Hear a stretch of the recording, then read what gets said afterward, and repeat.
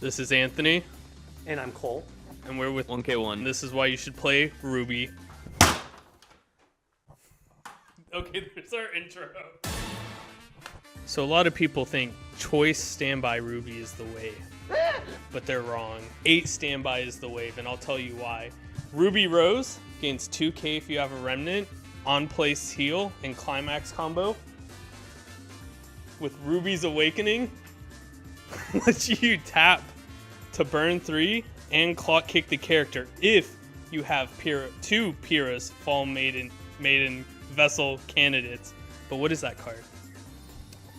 Pyrrha Fall Maiden Vessel Candidate is a 0/0 with 2 on reverse abilities. The first one being on reverse, send this card to memory. The second ability being on its reverse, you can look at up to the top 3 cards from your deck, choose a remnant character from among them, add to your hand, and then pitch another card. Additionally, there is another Pyrrha in the set that is just uniform Pyrrha. It is a 1/0 with 2 abilities as well. First ability being on its reverse, if the character facing that card is a level 1 or lower, then it can also reverse that opposing character. Additionally, when the uniform Pyrrha is sent to Waiting Room, you can send a copy of the 0/0 Pyrrha Fall Maiden Vessel Candidate from Waiting Room directly to memory. Most importantly, on place, if you have 2 or more other remnant characters, draw a card, discard a card. So back in the day, that combo was mild, not very caliente. However, with the new set, we've received RWBY Determined, who on place heals, and then climax combo. With RWBY's Awakening, at the start of the attack phase, you can choose one of the 2 following abilities. You can either stand a character and give up the 2 characters in your front row plus 1 soul, or you can burn 1 damage and she gains 1k as long as she's in the center front row. So next up, we're going to talk about another combo in the set, the biggest bird, Crow. He's a 2/2 with 2 abilities. The first ability, he gains 5,000 power on your turn, and he also has Hand Encore, which is just pitching a character from your hand, restand him during your Encore step. And then the second ability is his combo. On a standby, you will standby him out with his combo, which is the coolest landing strategy. After that, you can sack the climax. As long as you have 2 or more other remnant characters on your board, then he can restand. Up until the end of your opponent's next turn, if he is stood by out with the combo and restanded that way, he gains an additional 1,000 power. So he'll be 13 on your turn, the turn he is standbyed, and then 8k on the next turn, and he has 7k base power. So most of you common with 8 standby strategies, you know your stuff, right? You play the 1/1, gains 2k if you have 2 or more other characters, 5/5 base with Hand Encore, right? Not in this deck. We're talking about the new RWBY promo, who is a 4k, come into play, pump 15 to any character on your board, and then when she hits the Waiting Room, you look at the top 3, add a traded card, and then discard a card. And so what this allows you to do in this new updated version of 8 Standby RWBY is it allows you to cycle through your deck faster and maximize the amount of triggers that you're gonna hit. So it gives you a lot of really amazing control over your deck. So next up, we're going to be talking about utility options within the deck. A great utility option that just came out in the new premium booster is the Jean 0/0 Brainstormer, which has 2 effects. When a climax is placed on the stage, you can choose a character on your stage and give the ability on attack, look at the top 2 cards of your deck and choose your trigger. Send the other one to Waiting Room. And then the Brainstorm effect is a standard pay 1, tap itself, and reveal the top 4 cards of your deck for every climax revealed.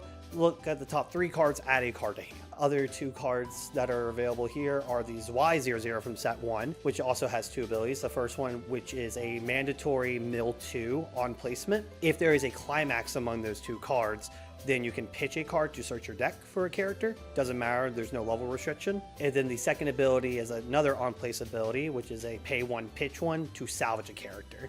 Another great option from set 1 is the 0/0 Sun, which has 2 abilities as well. First ability on placement with another remnant character on your stage already, gains 2,000 power until the end of the turn. And then the main ability is when he reverses your opponent's character, it doesn't matter whose turn it is, you can pay 1, clock yourself, and then look at the top 2 cards of your deck, add up to 2 remnant characters from among those cards to your hand. Another old classic we have access to is the General James Ironwood. Call into play, pitch a card, reveal top, and salvage a character equal to the character revealed's level, a classic Rico effect. In addition, on place, you can pitch one remnant character to draw a card. So if you see that spicy card you've been looking for with all your brainstorms, you can just slurp it right up. In addition, the premium booster brought us 2 epic new cards. The Cowgirl effect, which is a 5,000 on place reveal top. If it's traded, remnant, you get to add it to your hand and then discard one. And then you can also discard a traded character to draw a card. So this just lets you filter through your deck super hard, help set up plays for the Brainstormer, and it's great value. Epic. Then also the premium booster brought us the 0-0 Ricky, 1500 power? 1500 power on place. Pay 1, take the top card of your deck into the waiting room, and search your deck for a level 1 or lower card. In addition, You mean clock yourself in the top of your deck? yeah, and then search your deck for a level 1 or higher card. In addition, on place, pitch a traded character, the remnant trait, to draw a card. So we're on to tech now. RWBY's got a really classic stock swap. Very amazing. It gets 1k for each card in your opponent's back row. Irrelevant. But come into play, pay 1, either Icy Tail 5, which is the effect where you mill the bottom 5 cards of your opponent's deck, and for each climax you hit, burn X. So if you hit 1, it'll be 1, 3, you're burning 3. Very old style of Icy Tail, but you can choose to take Stock Swap, which is highly impactful, keeps those hyper compression decks that just want to slam a bunch of stock and keep it clean from getting out of hand. Another classic card is the Neapolitan. Come into play, you can pay 1 and pick up your climax, so it helps you sculpt really well, and then you can pitch 1. And this pitch 1 is very important. It will allow you to choose 2 characters in your opponent's waiting room and put them onto the stage. So if you remember the Ruby Rose, she clock kicks. So a common strategy that people are going to do into this deck are going to crash into like your Crow to force you to have no targets to clock kick, so you only get the burn 3. This Neapolitan not only fixes finding for your climax, but she also just denies that play around. So it's very helpful into the game plan. So there are 2 very important tech pieces to be playing into the meta. One very popular deck right now is Overlord. Overlord. How do you say it? Overlord. Overlord. They want to jam all these events underneath their big irons, wipe your board, and then ping you 5 times. But that's where our girl Pyranikos comes in. When she's in the front row, she gives 15 to the whole front row. And then on place of Kiss to Remember By, you can pay 2 and sack the climax, stand her, and then shuffle back X cards in your opponent's waiting room into their deck, equal to the amount of remnant characters you have. So the reason why this is important into Overlord is they want to get all those events in their little droppy zone, and then they want to play Irons and scoop them all up. You can just jam those back in. But it's not only good into Overlord. Like, if people end in a 1-card deck state, which is semi-common, you can just put 5 pieces of clean damage, and it can really help you close the gap into one of the boogeyman's quote-unquote slime. Looking at you, Rimuru, which is where our next card comes in. It's our boy General James Ironwood back again, but this time in a 3-2. The second effect, irrelevant. On attack, you can give something like Trait Beater times 1,000. Nobody plays it for that. The important effect is on place, bounce an opponent's character. So this will allow you to bounce the Shauna, or in Guilty Gear's case, there's a 0-0 Soul Bad Guy that gives cards hexproof, which will also prevent you from clock kicking with RWBY. This is just a really good tech card to deny that line of giving it hexproof, and then it's like, haha, you can only burn 3. Slime can like probably double Shauna and keep Shuna and keep you from doing that, but you know, then they're playing a bad unit to the board, and you can side, hopefully, maybe. Who knows? A quick side note on the 3-2 Ironwood, he also has an ability on placement to look at the top 3 cards of your deck and rearrange them as you like. Never read that. Some other tech options in the deck is the 0-0 Neon Cat, which has 2 abilities. Firstly, on placement, if your opponent has 1 or less characters in their front row, then you can bounce that character to the bottom deck. It has to be a costless card, though, for that effect to resolve. The second ability activates during your opponent's draw step, in which you reveal the top card of your deck. If it's a level 1 or higher, Neon Cat will bounce back to your hand. It's just a good way to recycle hand size and ensure, you know, you can use for pitch fodder or just extra bodies on board. Next, we're also going to go into the backups, or 3 of the most prevalent backups, I would say. Firstly is the 2-3 Maidens backup. The ability is if you have 5 or more remnant characters, you use the backup and you give a character on your opponent's stage the ability that this card cannot deal damage to your opponent. So it's a money counter.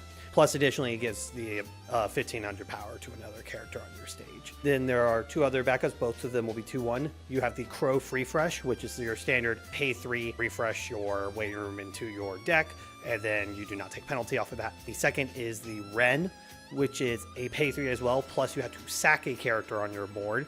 It's the anti-change. So basically, if your opponent's at level 2 and they have a level 3 out on the board already, then you play the backup and you automatically send that character to their waiting room. And some cool things I just want to note about these cards. The Maidens event was really bad last set because your RWBY could not attack additionally.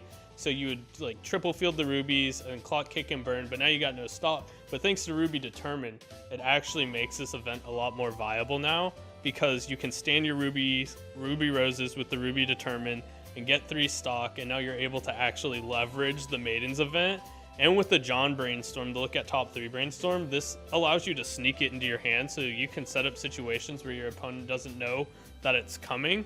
And additionally, on our Ren anti-early play backup, there are some cool like combos that you can do with the card. If you're on the PR10 Ruby Rose, when you sack it, you can look at top 3. So if you're in like a really sus deck state and you need to get through your deck real quick, you can basically deny a lane damage when you anti-early play and then sack off that card to get through your deck a little bit faster. Additionally, you can use the 1-0 Bomb Pyrrha, so you can set up some cool plays where you use that as your sack fodder, and then you get to send the Pyrrha to memory. Just some food for thought. Do it, don't do it. It's pretty awesome though. We're not in control of you. Yeah, I'm not your dad. Or yeah, it could be. Thank you for checking out our video. Make sure to do the like and comment and subscribe-esque things, or don't. Doesn't matter. This has been Anthony. And this has been Cole. Let's go to some of that stuff.